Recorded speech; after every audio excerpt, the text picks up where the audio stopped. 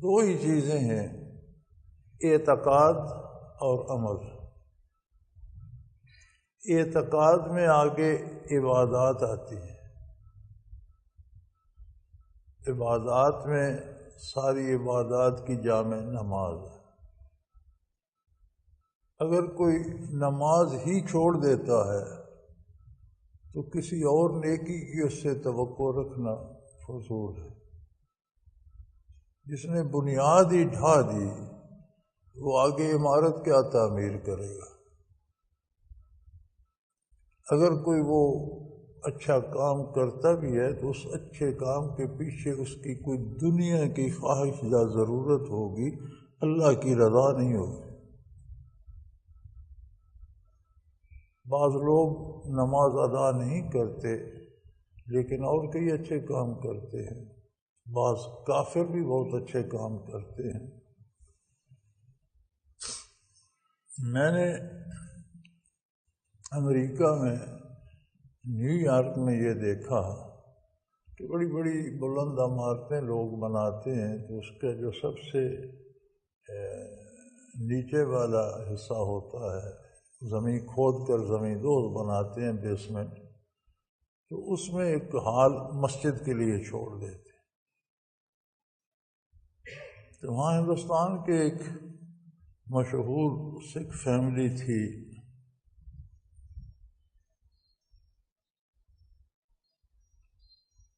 وزیر اعظم ہندوستان امریکہ جاتی تو اندرا گاندھی کا زمانہ تھا، وہ بھی ان سے ملتی، اتنی اہمیت ان کی تھی۔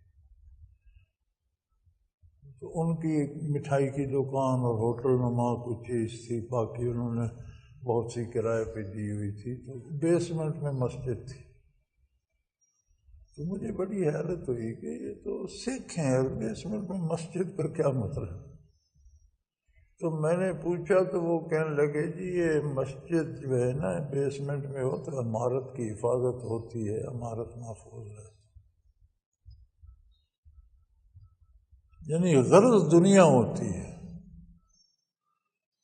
تو جو بندہ اطاعت الہی میں نماز جو فرض عین ہے ہر مسلمان پر، اس کی پرواہ نہیں کرتا، تو اگر وہ کوئی نیکی بھی کرتا ہے تو اس کے پیچھے کوئی دنیاوی مقصد ہوگا۔ تو کافر بھی نیکی تو کرتے ہیں، کوئی اسپتال بنا دیتا ہے، کوئی راستہ بنا دیتا ہے، کوئی اور نیکی کا کام کر جاتا ہے، تالاب بنا دیتا ہے، تو اس کے پیچھے خواہشات دنیا ہوتی ہیں، اور اللہ کریم نیکی ضائع نہیں فرماتے۔ جو دنیا کے لالچ میں کرتے ہیں انہیں دنیا بھی عطا کر دیتے ہیں، کچھ نہ کچھ دنیا سے دے دیتے ہیں، لیکن اس نیکی کا کوئی حاصل قیامت کو کچھ نہیں ہوگا، کیونکہ وہ آخرت کے لیے کی ہی نہیں ہے۔ آخرت پر یقین نماز کی ادائیگی پہ مجبور کر دیتا ہے۔ ہمارے معاشرے میں ہم دین پر نہیں رسومات پہ چلتے ہیں۔ رمضان شریف میں نمازیں پڑھنا، تراویح پڑھنا ایک رسم بن گئی ہے، ہر کوئی آ جاتا ہے چلو پڑھے پڑھے پڑھے، رمضان گیا، نمازیں بھی گئی، تراویح بھی گئی، تو پھر یہ دین تو نہیں ہے۔